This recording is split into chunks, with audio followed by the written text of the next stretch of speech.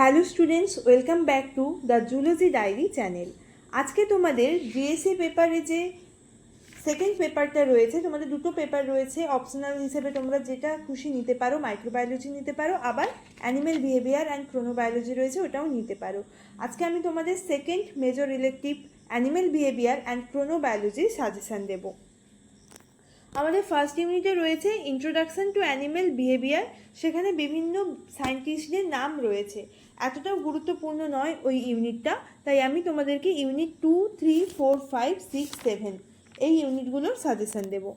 Unit 2তে তোমাদের রয়েছে প্যাটার্নস অফ বিহেভিয়ার। এখানে ইম্পর্টেন্ট যে কোশ্চেনগুলো সেগুলো হচ্ছে write a short note on stereotype behaviour. Stereotype বিহেভিয়ারের ওপর শর্ট নোট আসতে পারে। Fixed action pattern in স্টিকেলব্যাক।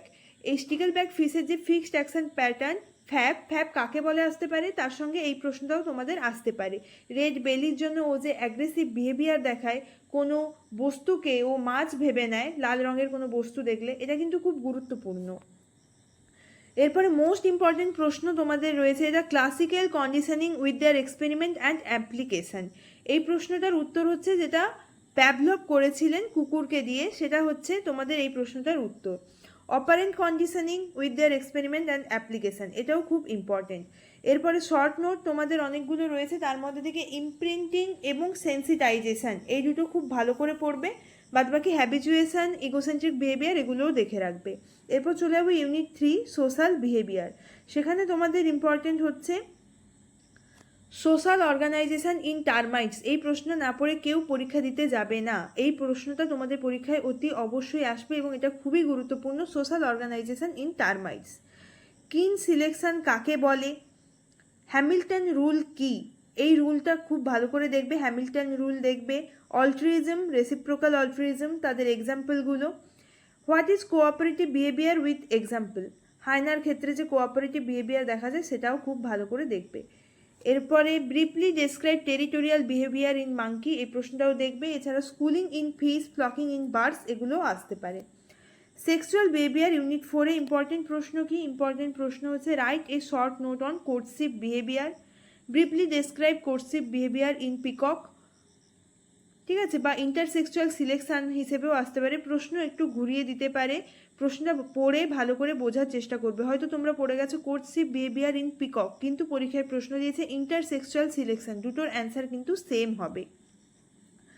এরপরে রয়েছে briefly describe different types of sexual selection, তার মধ্যে good gene theory, runaway sexual selection theory এবং হেলদি থিওরি, এই তিনটে খুব ভালো করে দেখে যাবে। তোমাদের সিলেবাসে গুডজিন মডেল রয়েছে, রানওয়ে সেক্সুয়াল হাইপোথিসিস রয়েছে, এই দুটোর পাশাপাশি হেলদি থিওরিটাও একটু পড়ে যেও। Evolutionary strategies unit 5। ইউনিট 5-এ তোমাদের ইম্পর্টেন্ট প্রশ্ন হচ্ছে parental care in fish, parental care in Amphibia.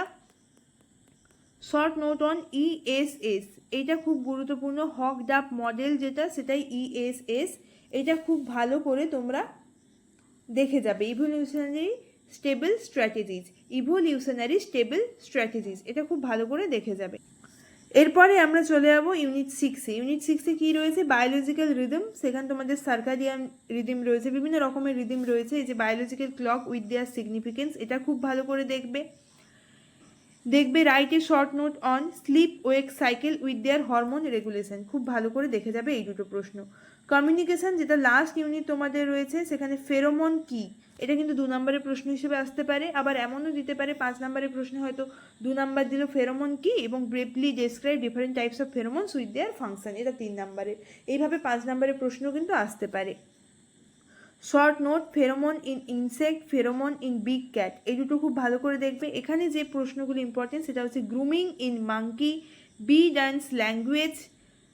Most important যে দুটো প্রশ্ন বলবো সেটা হচ্ছে briefly describe echolocation in bat and briefly describe bioluminescence in insect.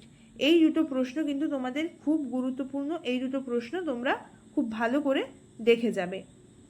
তাহলে আমি তোমাদেরকে যে যে প্রশ্নগুলো বললাম তার মধ্যে অবশ্যই টার্মাইটস, সোশ্যাল বিহেভিয়ারে আমি তোমাদের টার্মাইটসের কথা বললাম, এই প্রশ্নটা সবাই খুব ভালো করে দেখে যাবে, টার্মাইটস।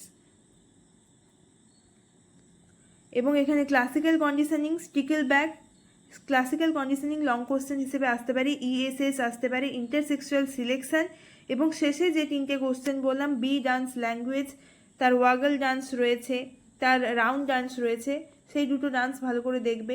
Briefly describe echolocation in bat ভালো করে দেখবে। Bioluminescence in insect.